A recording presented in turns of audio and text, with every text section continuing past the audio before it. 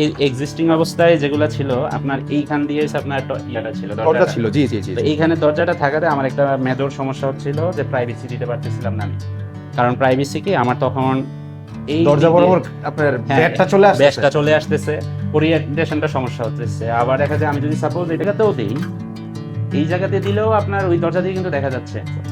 তারপর তাহলে আর কোন দিকে আছে? এদিকে। এখন এদিকে দিলে আমাদের একটা ওরিয়েন্টেশন সমস্যা আছে, পশ্চিম দিকে পা পড়ে যায়। জি জি।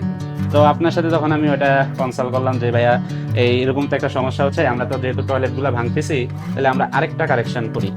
তো আমরা আরেকটা কারেকশনে আমরা চিন্তা করলাম যে তাইলে এই দরজাটাকে যদি আমি মানে এই পাশ থেকে এই পাশে নিয়ে মেইন ডোরের এই পাশে নিয়ে আসি, আর তখন আমার বেডটা দিতে আসলে সমস্যা হচ্ছে না। তখন এই যে এখন আমরা বেডটা কিন্তু আপনার রয়েছে দিতে পারতেছি। আর এটার সাথে কিন্তু আপনার আরেকটা পজিটিভ বিষয় পাইছেন, আপনার ছেলের রুমটা কিন্তু এই লেভেলে ছিল। হ্যাঁ, আমার কিন্তু এখন অলমোস্ট আমরা আরো 10 ইঞ্চি, জি আরো 10 ইঞ্চির মতো কিন্তু আপনার ছেলের রুমটা বড় হয়েছে। আর টিপিক্যালি আপনার ছেলের রুমটা এখানে আমরা যেটা গতানুগতিক ভাবে করি, আপনার এখানে একটা জানালা ছিল, জি, এই যে এই পাশটা একটা জানালা, দরজাও ছিল একটা, আর ওই পাশে দরজা ছিল। তো আর বারান্দাটা আমার কাছে খুব শর্ট মনে হইতেছিল, খুবই শর্ট। মানে আমি এখানে দাঁড়াইলে মানে এটা আমার কাছে খুবই শর্ট মনে হইতেছিল। তো এখন আমি তো আর বিল্ডিং চেঞ্জ করতে পারবো না। তখন আপনার সাথে কনসাল্ট করলাম যে ভাইয়া এটা আমরা একটা কাজ করি, পুরো ওয়ালটা ভেঙে ফেলি। ওয়ালটা ভাঙা, তখন আপনি আমার প্রশ্ন করলেন যে ওয়ালটা ভেঙে তাহলে কি করবেন, প্রাইভেসিও তো বিষয় আছে। হ্যাঁ ডেফিনেটলি। তো তখন আমরা এই জায়গায় বললাম যে আমরা ফোল্ডিং এয়ারে যাবো, আর ডাবল লেয়ার, সেই সেম ডাবল লেয়ার। তো আমরা চাচ্ছিলাম যে আপনার বারান্দাটাকে যেন রুমের ভিতরে ঢুকাই ফেলতে পারি। আবার যখন সেপারেট দরকার তখন আবার ফোল্ডিং ডোরটা লাগাই দিলে আপনার হয়ে যাবে। আবার আরেকটা বিষয়, এই পুরো ফোল্ডিং ডোরটা কিন্তু লাগানো। ওই যে আপনার ট্রেডিশনালি যেভাবে দরজা ইউজ করতেন, আপনি কিন্তু এখানে সিঙ্গেল সুইং দিয়ে কিন্তু আপনার দরজাটা আবার ইউজ করতে পারেন, পুরোটা খোলা লাগবে না, একটা সাইড বন্ধ থাকবে, জাস্ট শুধু ওই দরজাটাই খুললে, আবার প্রয়োজন পড়লে পুরোটা, প্রয়োজন পড়লে আপনি আবার পুরোটা চাপাই দিতে পারবেন। আবার দেখেন আমাদের আরো অনেকগুলো জিনিস ক্যালকুলেশন করতে হয়েছে। এখানে দরজাটা যেহেতু আমাদের বাইরের দিকে যাচ্ছে, এই যে দেখেন এত শর্ট ছিল জায়গা, এত শর্ট, এইখান থেকে আমার এইখানে রেলিং এর লেগে দিতেছিল ওই ফোল্ডিং ডোরের যে পেশাদারটা আছে। তো এখন ওইটাকেও আমার পাল্লাকেও আবার শর্ট করে আনতে হয়েছে, এতে করে পাল্লার সংখ্যা বাড়ছে, কিন্তু তারপরে শর্ট করে আনছি। এখন দেখেন, আপনি ভাবেন ফোল্ডিং ডোরটাই এখানে আছে, তাহলে দেখেন এখন কিন্তু এই জায়গাটা আসলে তার রুমের ভিতরে আছে। আর যখন আবার তার সেপারেট দরকার, তখন আবার দরজাটা কিন্তু সেটাই না দিবে। আর ওইখানে কিন্তু এটা এখন আবার আপনি বলতে পারেন যে বৃষ্টির সমস্যা, এখানে কিন্তু আপনার এটা কিন্তু অ্যালুমিনিয়ামের, সো বৃষ্টিতে আপনার সমস্যা হবে না। আর যেহেতু আপনার ছেলের রুম, আমি ওর ক্যাবিনেট গুলা খুব কম হয়ে যাচ্ছিল, স্টোরেজ আইটেম গুলা, তো এইখানে স্টোরেজটা আপনার করা হয়েছে।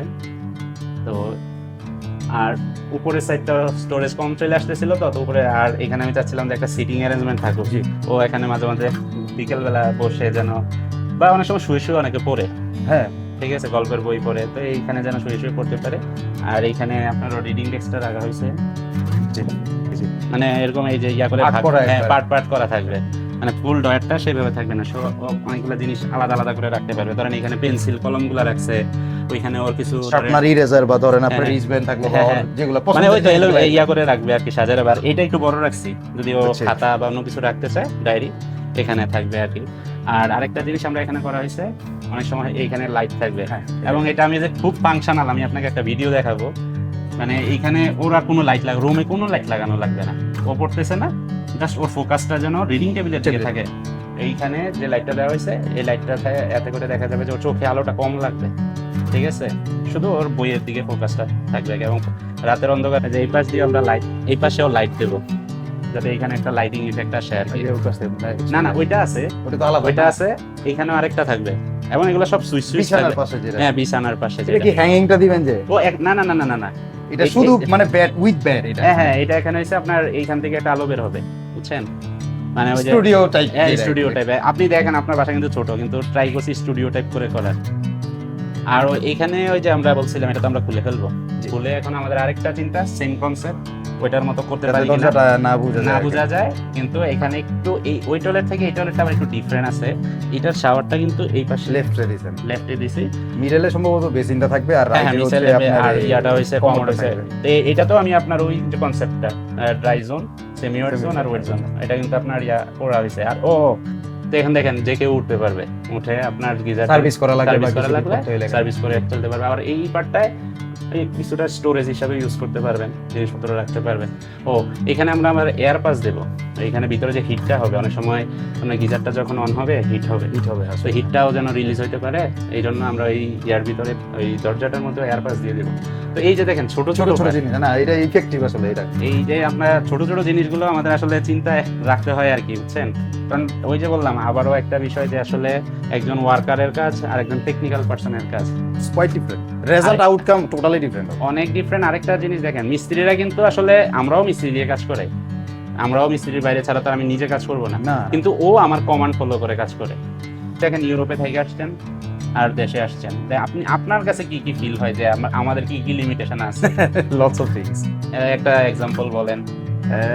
ধরেন এয়ার পলিউশনটাই ধরি আমরা, হ্যাঁ হ্যাঁ অবশ্যই sure। ওখানে হচ্ছে 15 বছরের পুরনো যে গাড়ি, জি। এটা সিটিতে ঢোকা নিষেধ, আর আপনি ন্যাশনাল রোডে 19 বছরের পর্যন্ত গাড়ি আপনি ইউজ করতে পারবেন। সো হোয়াট ইট মিন্স, আপনার আমাদের দেশে তো দেখেনি বাস ট্রাক এইগুলা, হ্যাঁ হ্যাঁ এই যে আজকে আসছি যেই কালো ধোঁয়া বের দাদার আমলের কিনা এখনো রাস্তায় চলতেছে। আবার ভাই ইঞ্জিন অয়েলও চেঞ্জ করে না। হ্যাঁ, এটা ব্ল্যাকের উপরে ব্ল্যাক আর জি কি। জি জি রোদে শুকাইতে দিতে দিতেই ময়লা হয়ে যায়, এটা আপনি পড়লেও ময়লা হইতেছে, জি। ধুইলে ময়লা হইতেছে না, আপনার সাদা ইউজ করে ময়লা সাদা জুতা অফ হোয়াইট হয়ে যেতেছে। প্রশ্নই ওটা নাই।